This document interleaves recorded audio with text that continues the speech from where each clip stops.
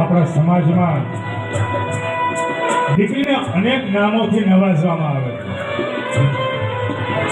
કોઈ એને કન્યા કહે, કોઈ પારકી થાપણ, કોઈ લક્ષ્મીજી કહે, કોઈ જોગમાયા, તો કોઈ સાપનો ભારો, કોઈ તુલસીનો ક્યારો, કોઈ જલેબીનું ભૂજડું, કોઈ નિયાળી કહે, કોઈ કાળજાનો કટકો, તો કોઈ આંખનો રતન, કોઈ એલચીનો છોડવો. પણ સાચા અર્થમાં દીકરી શું છે સાહેબ?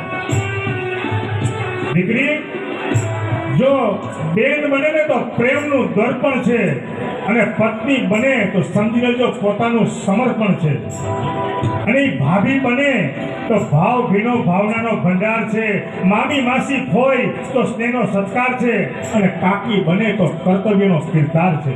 સ્ત્રી જો મિત્ર બને, સખી બને તો સમજી લેજો કે સુખની ધાર છે, અને સ્ત્રી જો માં બને ને તો સમજી લેજો સાક્ષાત પરમાત્મા છે.